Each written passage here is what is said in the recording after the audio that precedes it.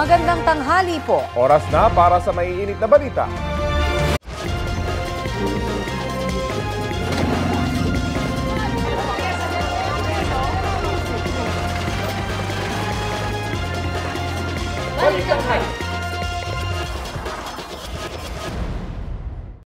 Patay sa pamamaril ang isang tricycle driver sa Rodriguez, Rizal. Maghahatid lang daw sana ng mga pasahero ang biktima ng barilin. Balita hatid ni EJ Gomez, exclusive. Dead on the spot ang tricycle driver na ito matapos siyang pagbabarilin habang namamasada alas 2 ng hapon noong linggo. Ayon sa pulisya, tinatahak ng biktima ang Riverside sa barangay San Jose, Rodriguez, Rizal nang maganap ang pamamaril. So habang pinabaybay niya po, biglang dumating itong suspect. Ganang pong pinaputukan itong biktima na agad naman pong namatay dahil ang gamit pong baril ay caliber 45. 3 basyo ng bala raw ang na-recover sa crime scene. Kinilala ang biktima na si Jay Ilano Reyes, 44 anyos at panganay sa 3 magkakapatid. Kwento ng kaanak ng biktima, maghahatid lang sana ng 5 pasahero si Jay nang mangyari ang pamamaril. Buong akala po namin aksidente. Maya-maya po may mga tao na nagsisigawan. Sabi may putok ng baril. Yun na. Sabi buhay pa. Takbo natin sa ospital, wala na. Dead on the spot na po. 2 po sa tagiliran, isa po sa leeg. Puro kanang bahagi. Kaya po nakakalamang po yung isa sa pasahero niya yung bumaril sa kanya. Ayon sa pulisya, walang CCTV sa lugar. Pero may mga witnesses nga po kaming nakausap na nagsasabi na yung suspect natin ay before mangyari, day before ay talagang hinahanap na nila yung biktima. Sabi ng pulis, isa sa mga suspect ang na-identify na. Residente raw ng Barangay San Isidro, Rodriguez, Rizal. Ang pagkakaalam nga po natin ay talagang ito ay isang drug personality din po. Wala siyang puso. Hindi niya naman naisip. Meron din niyang anak na pinag-aaral. Hindi ko din matingnan yung litrato niya eh.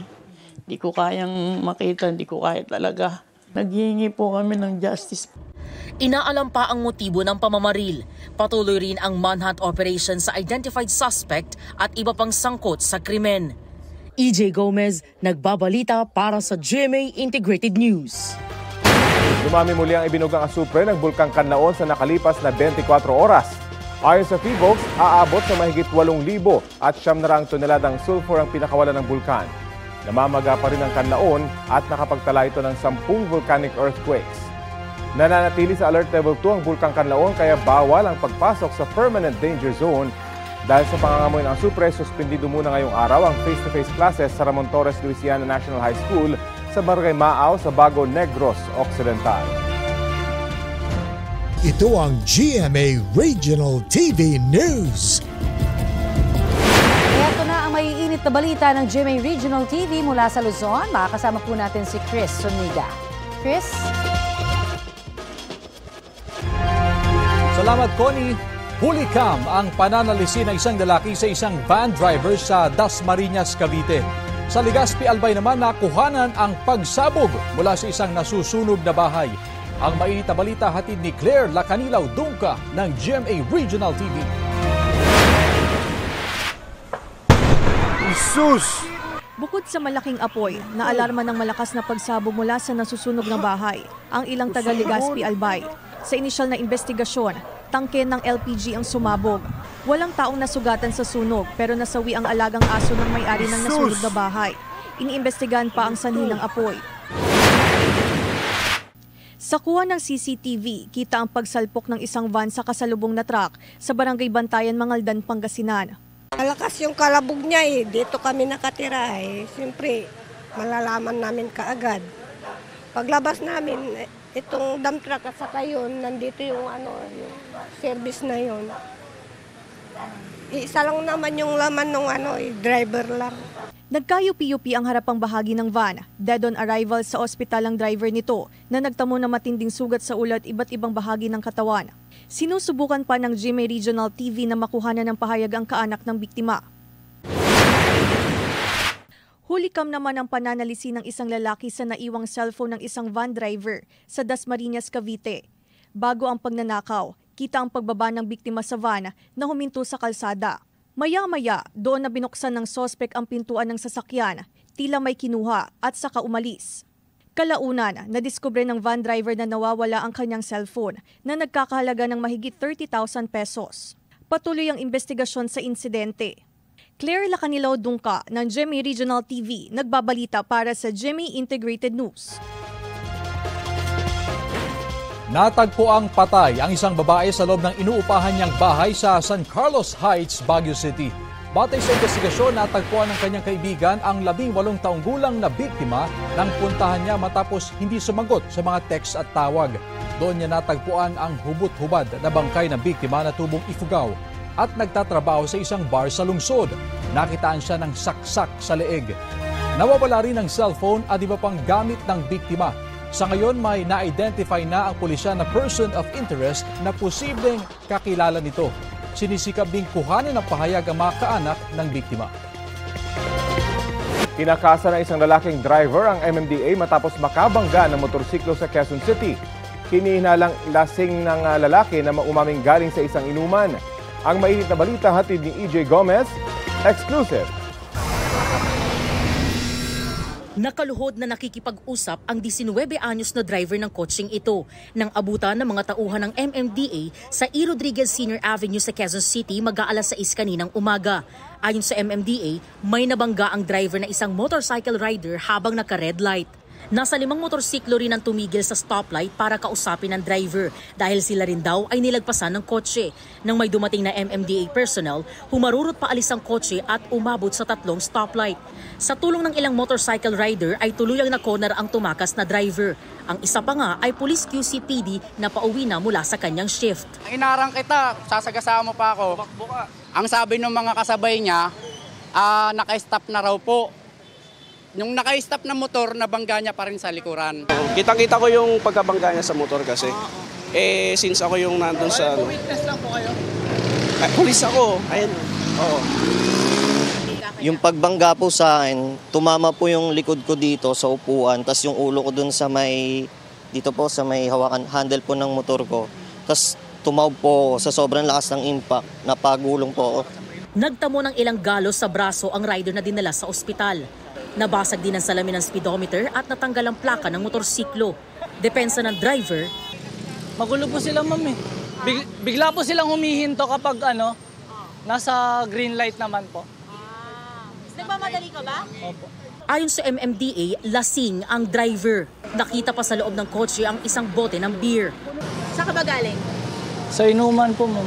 Pauwi na raw siya matapos ang kanilang inuman na nagsimula alas 3 ng madaling araw sa Timog Avenue. Walang maipakitang lisensya at ORCR ang driver ng kotse. Nangako naman ang driver na sasagutin ang pagpapagamot at damage sa nabanggang motorsiklo. EJ Gomez, nagbabalita para sa GMA Integrated News. Itutuloy sa susunod na linggo ang executive session ng mga senador kasama si dismissed Mayor Alice Guo tungkol sa mga nasa likod ng iligal na pogo sa bansa. Kabilang naman sa mga sinisiyasat sa pagdinig ng Senado ang katauhan at mga negosyo ni Tony Yang. Balitang hatid ni Sandra Aguinaldo. Sa pagdinig sa Senado kaugnay sa mga iligal na pogo, may iginiit si dismissed Bamban Mayor Alice Guo. Your Honor, hindi pa ako mastermind. Masasabi ko po, isa po akong victim. I think sa tagal po na investigation, alam na rin po ng committee po, especially chaired by our Madam Chairman, who's really at the back of everything po. Muling naungkat ang hining niyang executive session. Willing ka bang sabihin kung sino yung most guilty na sinasabi mo? Yes po, Your Honor. Sabi ni Guo, nababahala siya sa kanyang kaligtasan, kaya hindi lantarang makapagbanggit ng pangalan. May punto pang ipinasulat sa kanya ang pangalan ng tumulong sa kanyang pagtakas na kalaunay inilarawan ng ilang senador na isa sa mga utak ng illegal na pogo activities sa bansa. Natuloy ang executive session na tumagal lang ng ilang minuto dahil may sesyon pa ang mga senador. Pero sabi ni Senador J.V. Ejercito, may napala naman sa maikling pag-uusap. Itutuloy ito sa susunod na linggo at aalalahanin daw ni Guo ang mga nangyari. Muli ring inusisa sa pagdinig ang umano'y relasyon ni Guo at ni Suwal Mayor Dong Kalugay na isang dating pulis. Pinagpaliwanag si Kalugay tungkol sa kanyang mga ari-arian, partikular ang Happy Penguin Resort kung saan umano posibleng nagtago si Guo bago tumakas. Punto ni Senador Jinggoy Estrada, tila dumami ang ari-arian nito nung mayor na siya, bagay na itinanggi ni Kalugay.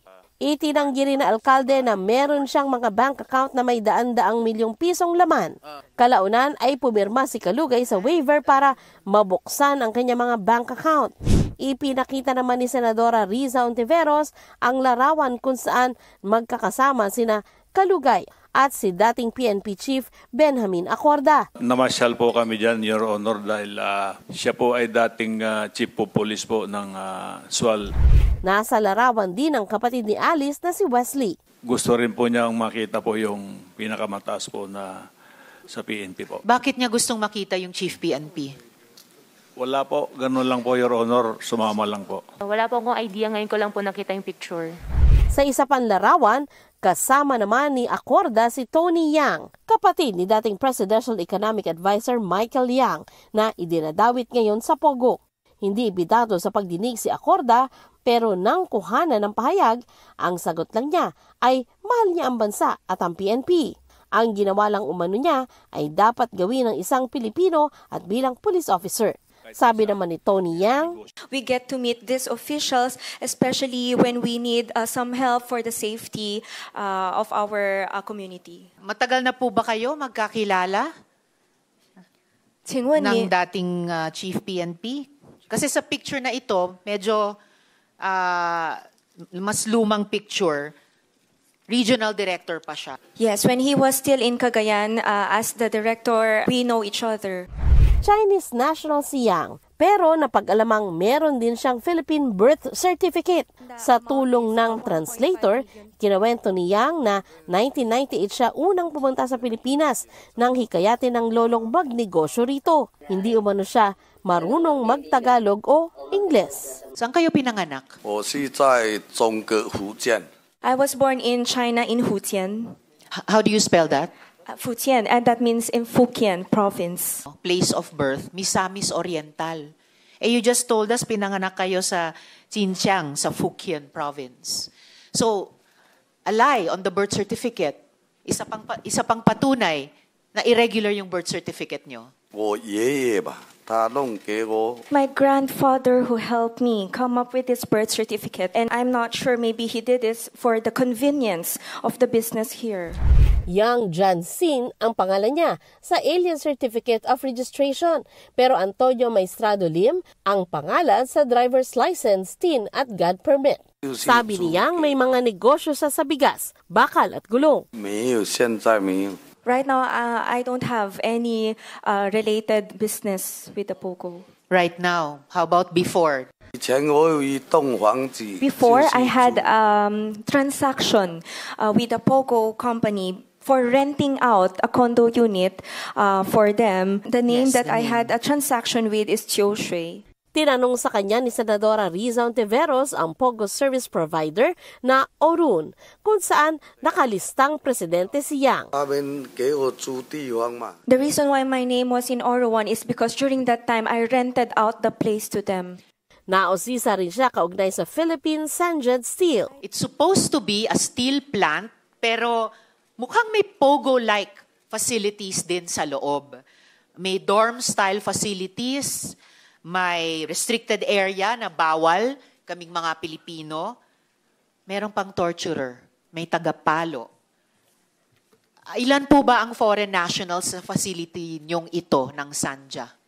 During their heyday, we're looking at around 2,000 Pogo workers. But ngayon, ma'am, mga less than 300 na lang po. Intel report po na nakarating sa akin. And of course, yung mga documents na nakita namin, it all points to a Pogo operation. Tinanong din kung malapit siya kay dating Pangulong Rodrigo Duterte. I am not very close with the former President Duterte and I don't have contact with him. Paano nyo nakilala si dating presidente? Former President Duterte, he went to Cagayan and we had a meeting with the Chinese business groups, and that's why we were able to meet him and we had a photo with him. Sandra Aguinaldo, nagbabalita para sa GMA Integrated News. Pinertipikang urgent ni Pangulong Bongbong Marcos ang General Appropriations Bill o House Bill 10800. Sa ilalim nito, pwedeng aprubahan ng Kamara ang proposed 6.352 trillion pesos na 2025 national budget sa ikalawa at ikatlong pagbasa sa parehong araw. Sa karaniwang proseso, dapat ay may pagitan na 3 araw ang ikalawa at ikatlong pagbasa. Mahigit 7% mas malaki ang panukala kumpara sa 5.268 trillion pesos na national budget ngayong 2024. Ngayong araw target ng Kamara na maipasa ang bersyon nila niyan bago mag-adjourn ng sesyon sa Biyernes. Kailangan din ng aprobadong bersyon nito mula sa Senado bago sisinsinin ng Bicameral Conference Committee at ipapadala sa Malacanang para sa pirma ng Pangulo. Kung ayaw na raw ni Vice President Sara Duterte sa kanyang trabaho, dapat raw siyang bumaba sa pwesto, ayon sa ilang kongresista. Kung hindi na po siya interesado sa kanya pong duties and functions as the Vice President, we can ask the Vice President to step down. Well, that's clearly a clear sentiments being shared by a lot of members. Kasunod po yan ang hindi pagsipot ni Duterte sa budget deliberation sa Kamara simula nitong Lunes kung kailan dapat isasalang sa plenaryo ang budget ng Office of the Vice President. May ipinadalang kinatawa ng OVP pero hindi raw sila otorisado na magsalita para sa bise. Kahapon naman nakaschedule din sa plenaryo ang OVP budget pero walang dumating ni isang kinatawa ng tanggapan. Itinanggi naman ng OVP na pinaghintay nila ang mga mambabatas. Dahil dati na raw sinabi ni Duterte sa isang sulat sa sponsor ng OVP budget na si Congressman Zia Alonto Adyong na ipauubayan na lang niya sa Kamara ang pagtalakay sa budget. Para sa ilang kongresista, betrayal of public trust ang hindi pagpunta ng bise sa mga pagdinig. Wala pang komento si Vice President Duterte kaugnay sa pahayag na ito ng ilang mga kongresista. Nauwi sa pananaksak ang away kalye sa Navotas. Isang minor de edad ang sugatan. Ang depensa ng nakasaksak sa biktima sa balitang hatid ni Bea Pinlac. Sa pool sa CCTV ang pagkaripas ng takbo ng grupo ng lalaking ito sa barangay NBBS Navotas pasado alas 8 kagabi.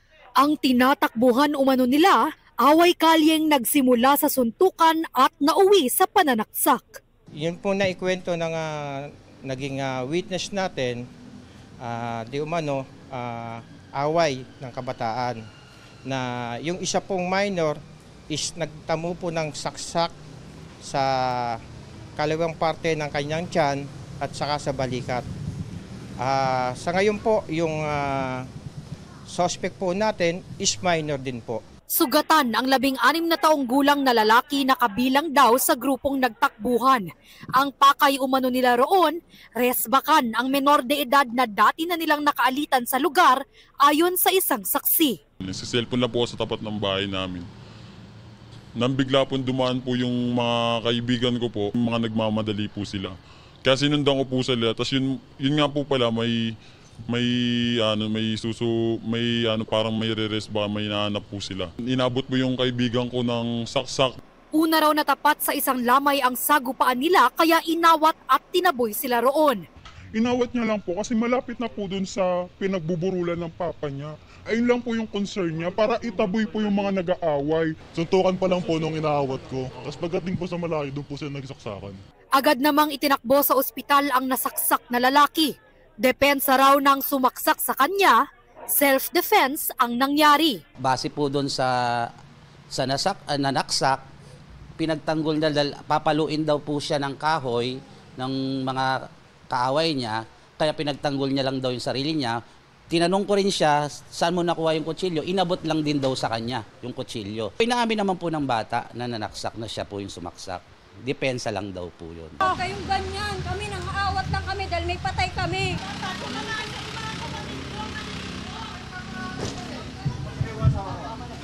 Wala na po tayong gulo rito. Sir, kaya nga po kami pumunta sige po. Nagkagulo rin sa mismong Navotas Police Station nang magkasalubong ang kaanak ng nasaksak na lalaki at ang pamilya ng umawat sa alitan ng mga kabataan. Kasi sinisisi nila yung umawat, hindi raw po masasaksak yung bata na yon kung di raw hinawakan ng umawat. Pero depensa ng kaanak ng umawat na lalaki, ang concern lang po namin, binabalikan po nila kasi yung nag-awat. Bakit po? Para saan po? Nag-awat lang naman po kasi may patay po kami. Ang ending po, siya pa po yung napasama kasi inawat niya lang po. Patuloy naman ang investigasyon ng pulisya sa insidente. Hawak na ng mga otoridad ang menor de edad na nanaksak. Bea Pinlac, nagbabalita para sa GMA Integrated News. Bagong-bagong balita, nagkaroon ng minor phreatic eruption sa Bulkang Taal kaninang madaling araw. Ayon sa PHIVOX, nagbuga ng puting usok ang bulkan na may taas na 600 meters patungong timog kanluran mag-aalas 2 ng madaling araw kanina. Kasalukuyan pa rin nasa alert level 1 ang Bulkang Taal. Dahil dyan, bawal pa rin pong magpapasok sa permanent danger zone ng bulkan. Wednesday latest na mga mare at pare! First stop ng Pulang Araw Campus Tour ang Miriam College High School sa Quezon City.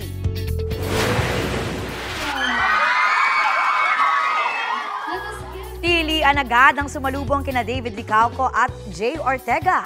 Sila ang gumaganap na Hiroshi Tanaka at Akio Watanabe sa Kapuso Prime Serye.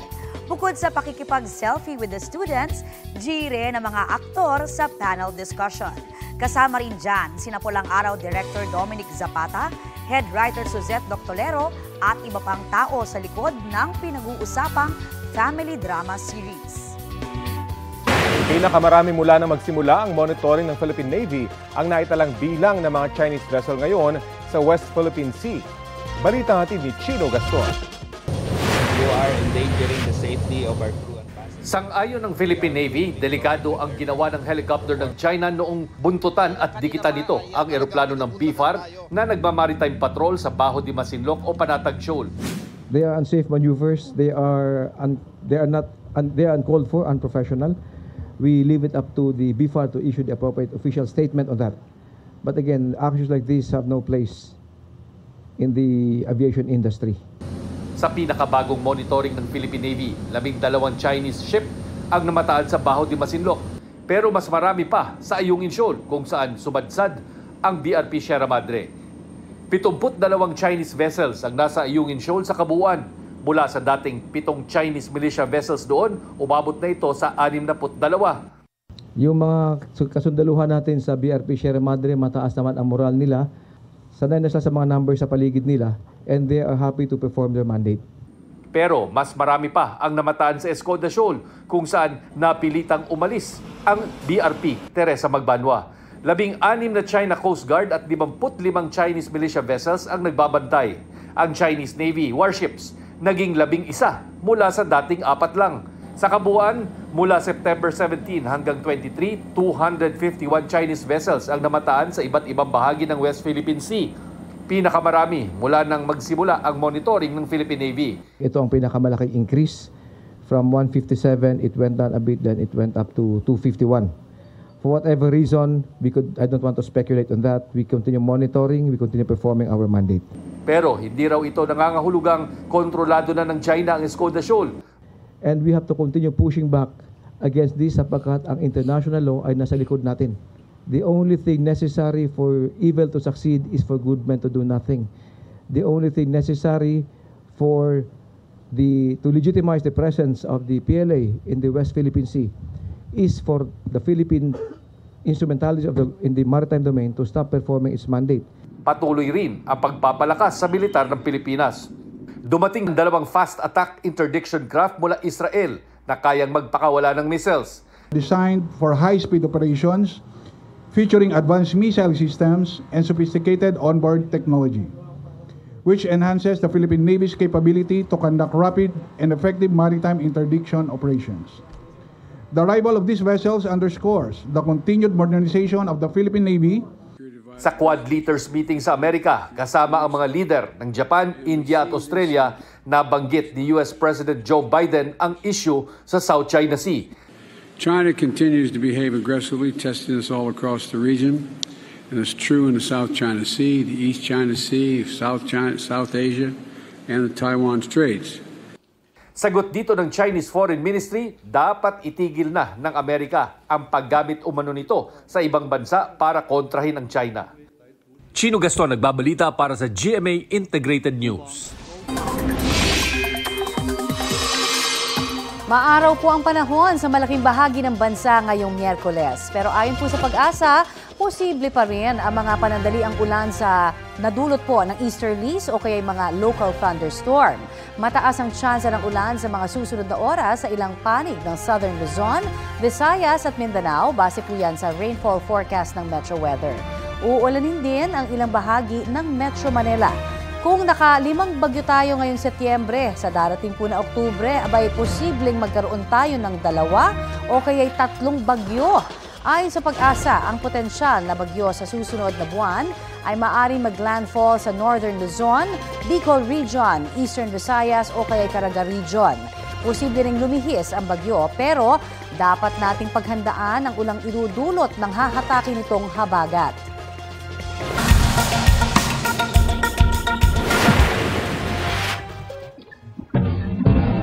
Nakuha na ng dashcam ang pagbagsak ng isang rocket sa isang highway malapit sa Tamra, Israel. Napahinto tuloy ang ilang sasakyan. Agad lumabas ang ilang motorista para dumapa para sa kanilang kaligtasan.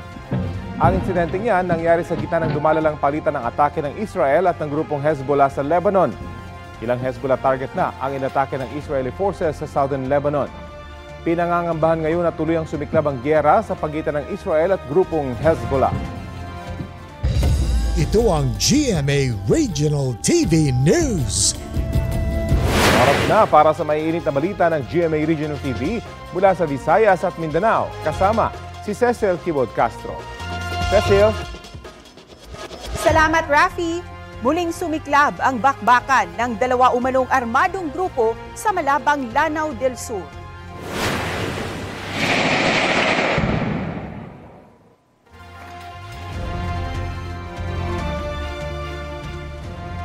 Rinig pa ang mga putok ng baril sa engkwentro sa Sitio Lati, Barangay Bakayawan.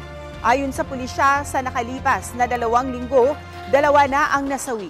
4 naman ang nagtamo ng mga sugat, kabilang ang isang senior citizen. Hinigpitan na ang seguridad sa mga apektadong lugar. Inaalam na rin ng mga otoridad ang pagkakakilanlan ng mga sangkot na grupo. Tinutugis na ng pulisya ang sospek sa pagkapaslang sa 18 taong gulang na babaeng natagpuan sa isang lodging house sa Toledo dito sa Cebu. Sa tulong ng CCTV, natukoy na ng pulisya ang lalaking huling nakasama ng biktima. Napag-alamang posibleng may standing warrant of arrest ang sospek sa Misamis Oriental dahil naman sa pagpatay umano sa sariling ama. Huling nakita ang sospek na kasamang naghapunan ang live-in partner sa Pier 1 ng Cebu City gabi nitong Biyernes. Parehong araw kung kailan natagpuan ang bangkay ng biktima. Ayon sa may-ari ng kwarto na inuupahan ng sospek, madalas nakawig o sombrero ang sospek para itago ang kaniyang pagiging kalbo. Nagsusuot din daw siya ng mask o cover sa bibig. Naalam pa ng pulisya kung ano ang ikinamatay ng biktima at kung ginahasa ba siya bago pinatay.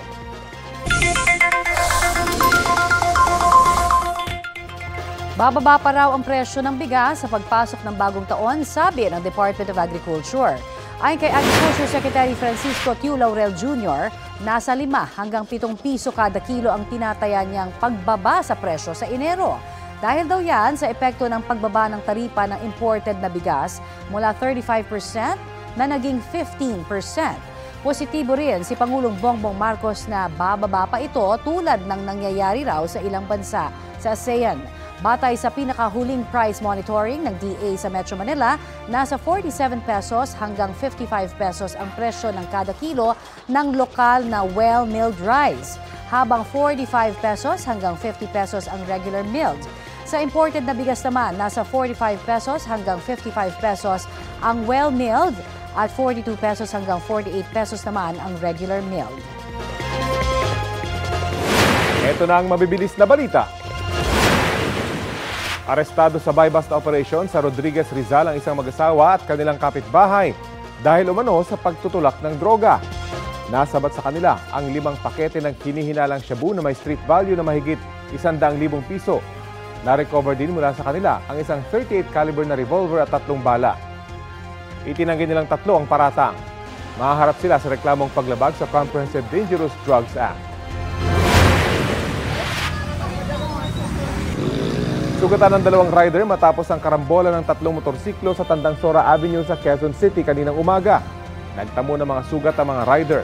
Ayon sa mga rider, 2 motorsiklo ang unang nagbanggaan. Paparating naman noon ang isa pang motorsiklo na sinubukan pang umiwas pero na-aksidente rin. Nag-uusap na ang mga rider para magkaaregluhan. Inaresto ang isang lalaki sa Naik, Cavite dahil sa pangmomolestya umano ng ilang beses sa kanyang sariling anak. Itinanggi naman niya ng akusado. Balitang hatid ni James Agustin. Sa kanyang inuupahang bahay sa Naik, Cavite, sinilbi ng mga operatiba ng Anonas Police ang warrant of arrest laban sa 43 anyos na construction worker. Yan ay para sa kasong lascivious conduct at paglabag sa Special Protection of Children Against Abuse, Exploitation and Discrimination Act.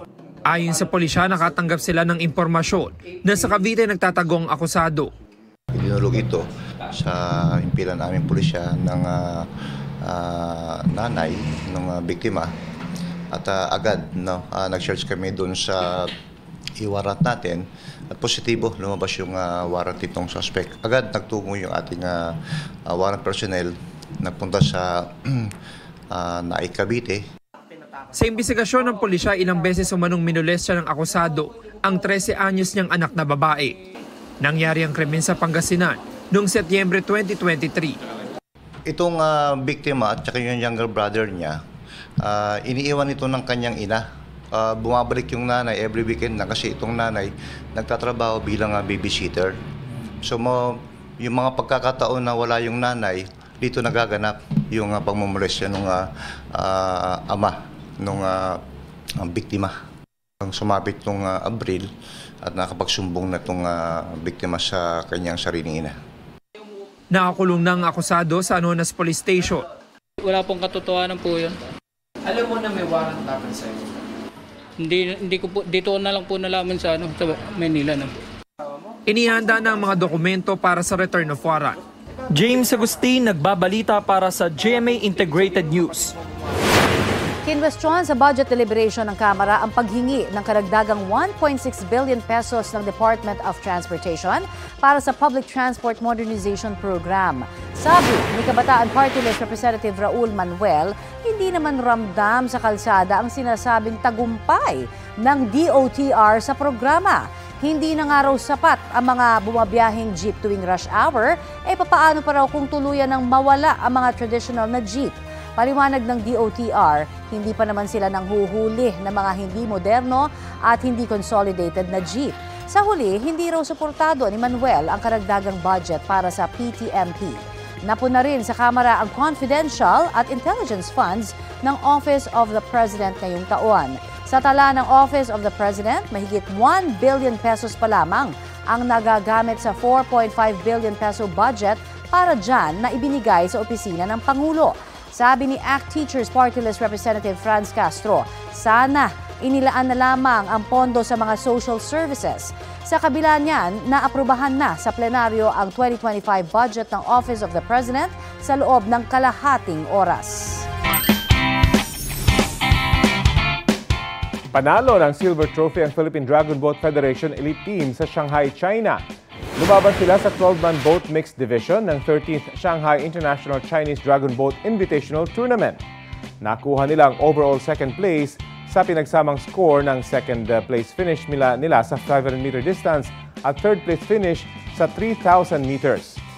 Sunod silang lalaban sa ADBF Asian Championships sa Hong Kong at IDBF World Cup sa China na parehong gagawin sa October.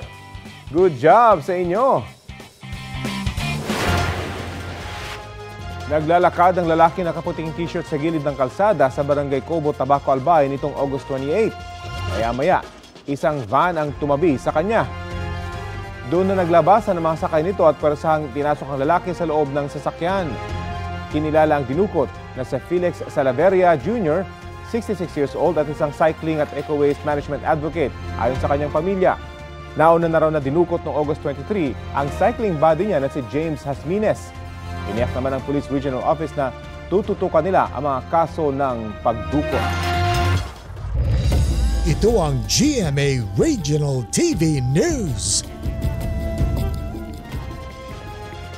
Patay ang isang lalaki sa Balamban dito sa Cebu matapos bagsakan ng barbell at saksakin ng katrabaho niya. Sa Iloilo City naman, huli kam ang pagnanakaw ng isang lalaki sa isang tindahan. Ang may init na balita hatid ni John Sala ng GMA Regional TV. Palingalinga sa paligid ang isang naka-helmet sa labas ng isang saradong tindahan sa Barangay Tabuk-Suba sa Haro, Iloilo City. Nang makatsyempo, kumuha siya ng hinihinalang bareta de cabrang nakatago pala sa mga halaman. Sinira ang kandado ng roll-up door ng tindahan, pinasok at doon na isinagawa ang pagnanakaw. Nakuha ng sospek ang mga barya na tinatayang aabot sa 6,000 piso at 20 kahan ng sigarilyo na nagkakahalaga ng mahigit 3,000 piso. Ang dental, mo na una nilaging try, pero galing kay ang dental, dabi pag open mo sang roll up, may harap pag siya nga glass door. Guro hindi nila gusto bukon, bala kay pag guro sang gahod, amo na nga tira naghapi samon. Ayon pa sa may-ari ng tindahan, hindi nila makikilalang lalaki kung pagbabasehan ang video. May lead na ang pulisya sa sospek na posibleng hindi raw taga Iloilo City. Huli kam naman sa Cebu ang pagnanakaw sa isang cellphone shop. Ayon sa may-ari ng tindahan, 6 na cellphone ang natangay ng sospek na tinatayang aabot sa 20,000 piso ang halaga. 2 sa mga ninakaw na cellphone ay pinapa-repair lang. Dito po to siguro siya diri sa shop. Kay familiar mo kasi pag slide niya sa stanti niya o asa sa nakita ni kuha sa lain nga display kay so ngit-ngit baya unta ang stanti kay ang nagsiga ato si katurang siga sa CCTV ba. Patuloy ang pagkalap ng Cebu nga pulis ng iba pang CCTV footage para makatulong sa kanilang investigasyon.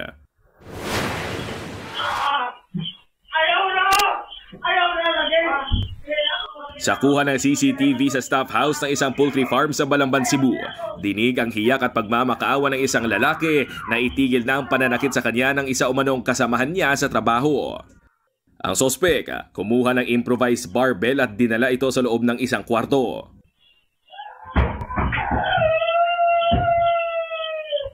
Doon na ibinagsak ng sospek ang improvised barbell sa biktima. Muling lumabas ang sospek at may kinuha bago bumalik sa loob ng kwarto. Ayon sa pulisya, kutsilyo ang kinuha na ginamit ng sospek para saksakin ang biktima. Matapos ang krimen, makikita sa CCTV ang pag-alis ng sospek palabas ng compound. Ayon sa pulisya, lasing galing sa piyesta ang dalawa. Personal na alitan ang tinitingnang motibo sa krimen. Actually, nung hindi pa nangyari ang insidente, meron na silang personal grudges, no? Kasi ang victim natin is from Negros Oriental and ang ating suspect is from Leyte. So, meron silang differences, hindi siguro sila nagkakaintindihan. Pero kaya pa naman i-manage until such time na lumabas silang dalawa para mamiesta. Naisugod pa ang biktima sa pinakamalapit na ospital pero dahil sa tindi ng masugat na tinamo, namatay kalaunan ang biktima. Nakikipag-ugnayan ang pulisya sa iba't ibang police station para sa agarang paghuli sa sospek. John Sala ng GMA Regional TV nagbabalita para sa GMA Integrated News. Kaugnay po sa sitwasyon ng mga Pilipino sa gitna ng lumalalang tensyon sa Lebanon sa pagitan ng Israel at grupong Hezbollah, kausapin po natin sa Department of Migrant Workers Secretary Hans Leo Kakdak. Magandang umaga at welcome po sa Balitang Hali. Si Connie Season po ito, sir. Yes, magandang hapon, Miss Connie, sa inyong mga tagapakinig, tagapanood. Ano po yung magiging hudyat nyo kung kakailanganin ng magsagawa ng mass repatriation sa mga kababayan po natin sa Lebanon? Well, sa ngayon, it's been about 10 months na mula nung pinag-utos ng ating Pangulo ang pagbibigay ng libre at ligtas na repatriation service sa mga kababayan natin mula sa Lebanon, mula nung pumutok ang sigolot between Israel and Hamas and Hezbollah. And itong status natin ngayon, we are providing free repatriation services and post-arrival services dito sa Pilipinas ay voluntary mode on account of Alert Level 3, raised by the Department of Foreign Affairs. We know na pinirepaso itong alert level sa ngayon, and of course we will abide by the alert levels as indicated or under review by our colleagues at the Department of Foreign Affairs. Yung alert level for the next step is that which will convert the voluntary mode into mandatory mode. But nevertheless, gusto ko ipahiwatig, we joined the DFA in calling for the repatriation or the option, availment of the option for our fellow Filipinos in Lebanon for repatriation. Libre at ligtas po ang offered ng pamahalaan. At dito pagdating sa Pilipinas, we offer financial assistance of 150,000 pesos between DMW at OWA. Alam namin kahit paano pantawid po yan sa inyong panunumbalik, good for 4-6 months at the very least. And then, andyan ang DOH for medical services, DSWD for psychosocial and livelihood services, and TESDA for skills upgrading, libreng skills upgrading, and then the DOLE for employment facilitation in our country. So, handa po ang pamahalaan para tumulong sa mga nanunumbalik. Ilan ho ba ang mga kababayan natin ngayon na nasa Lebanon at wala pa ho bang mga daan na sinasara, no? At hindi pa ho ba ganun kahirap yung repatriation sa ngayon?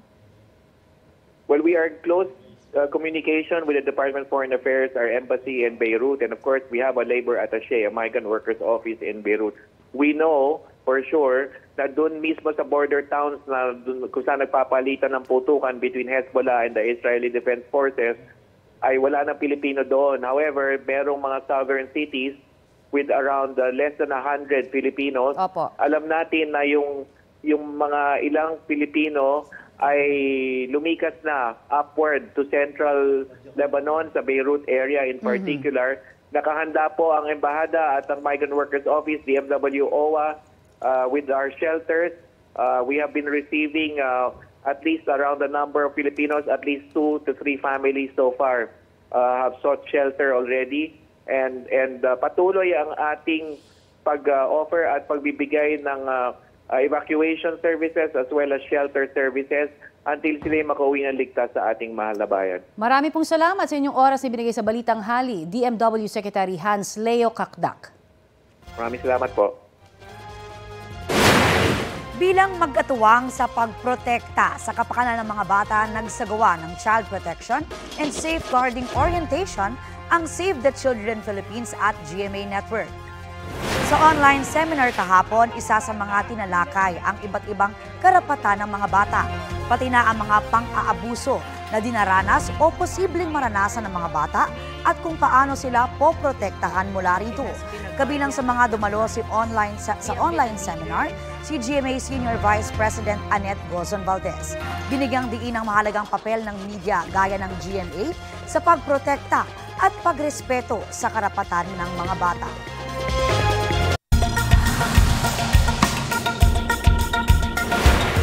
Gamit ang isang thermal imaging drone, natagpuan ang batang babaeng yan sa gitna ng kakahuyan sa Louisiana sa Amerika.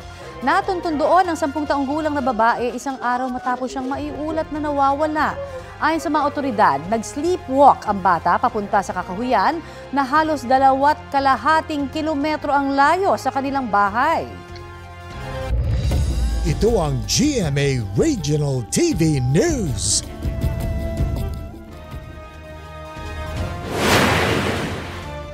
Patay ang barangay chairman at kanyang anak matapos na pagbabarilin sa barangay Lapting sa San Juan, Ilocos Sur. Batay sa investigasyon, papaliko na sana ang sasakyan ng mga biktima ng pagbabarilin ng 2 nakamotorsiklong sospek. Naisugod pa ang mag-ama sa ospital pero nasawi rin dahil sa mga tinamong tama na bala sa katawan. Sinusubukan pang kuhanan ng pahayag ang pamilya ng mga biktima.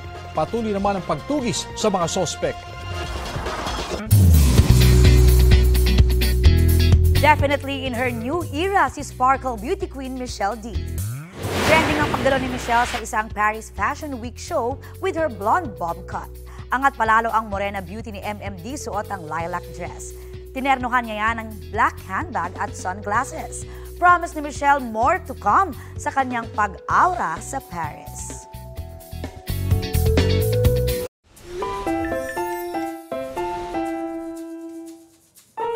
From San Simon, Pampanga, ang nasa spotlight natin ngayong Miyerkules. Isang teacher na very open sa kanyang unfiltered life sa loob ng classroom. Ito ang pasample sa candid eksena niya bilang guro.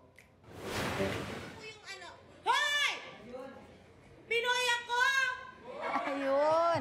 May noisy students pala noon si Teacher Carla Ong. Pero imbis na pagalit ang pagsaway, segue na lamang ang hoy sa isang kanta. Hindi raw maiiwasan ang ganyang mga eksena sa gitna ng pagtuturo. Kaya, good vibes na lang para sa anger management. Ang ending, inapatawa na lang si Teacher Carla with the students. Patok online ng video na may mahigit 5 million views. Trending! Ito po ang Balitang Hali at bahagi po kami ng mas malaking misyon. 71 araw na lang, Pasko na! Ako po si Connie Sison. Rafi Tima po. Kasama nyo rin po ako, Aubrey Carampel. Para sa mas malawak na paglilingkod sa bayan. Mula sa GMA Integrated News, ang News Authority ng Pilipinas.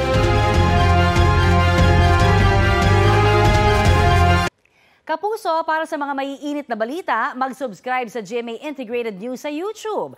Sa mga kapuso naman abroad, subaybayan nyo kami sa GMA Pinoy TV at sa www.gmanews.tv.